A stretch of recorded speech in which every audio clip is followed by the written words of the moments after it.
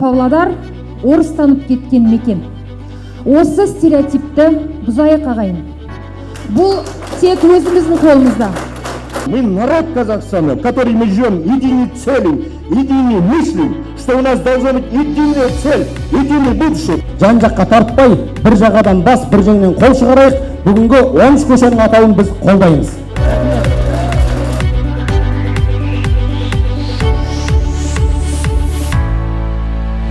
Баршаңызға сәлем, менің есімім Рымбек Қабиден. Павлодарда кезекті рет көше атауларын өзгерту бойынша қоғамдық тыңдаулар өткізілді.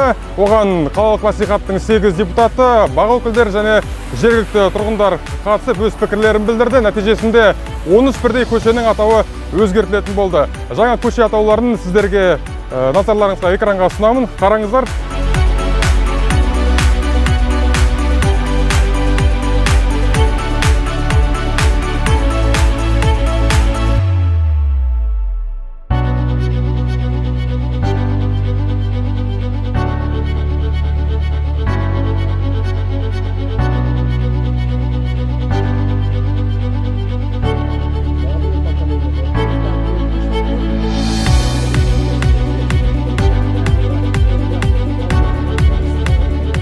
Мынау көшелердің атын атау өзгерту деген бір дау-дамай туғызбау керек.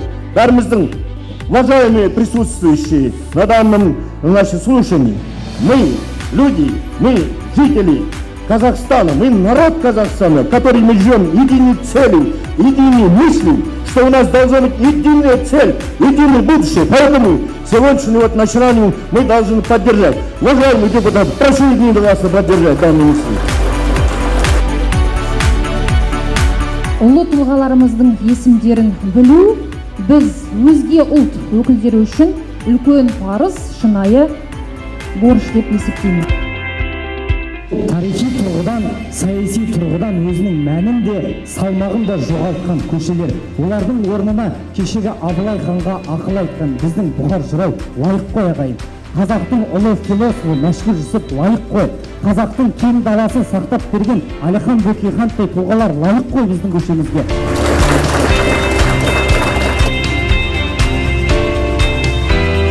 Мы должны помнить свою историю.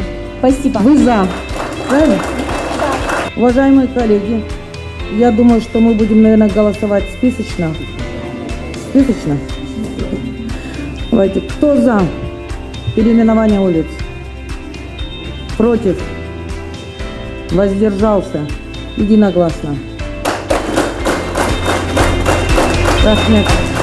Қала тұрғындарына сөз берілген кезде көше атауларын өзгертуге қарсылық білдірген бірде-бір адам табылмады.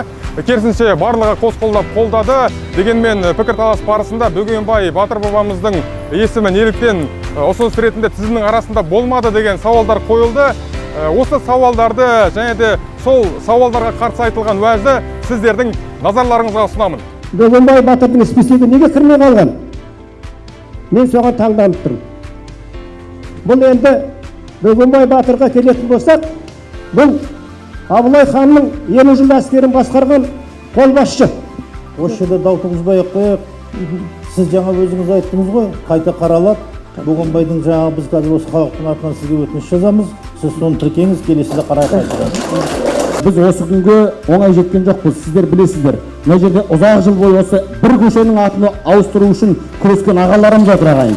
Сондықтан бүгінгі 13 көшенің атауы бірден ауысайын деп тұрған сәтте алауыздыққа бармайық. Бұл жерде қазір айтқанмен ештеңе өзгермейді. Кейін көтереміз бұны. Кейін Бөгенбайдың атын ұсынамыз. Қоғамдық ұйымдар бар. Бәріміз де атсалсайық, құрметті ағалар. Сондықтан жан-жаққа тартпай, бір жағадан бас, бір жеңнен қол шығарайық. Бүгінгі 13 көшенің атауын біз қолдаймыз. Рахмет. Осы жерде Бөгенбай Батыр жайында ұсыныс айтып жатыр. Біз жастар көсемге көше берсе, ерік болар. Сенімді серіктеріміз сеніп барар. Бөгенбайға бір көше сұрап жатыр, Павлодардың төріне көрік болар. Дәл қазір 13 көше ауыстырсақ, ағайын бұл күн тарихына еніп барар.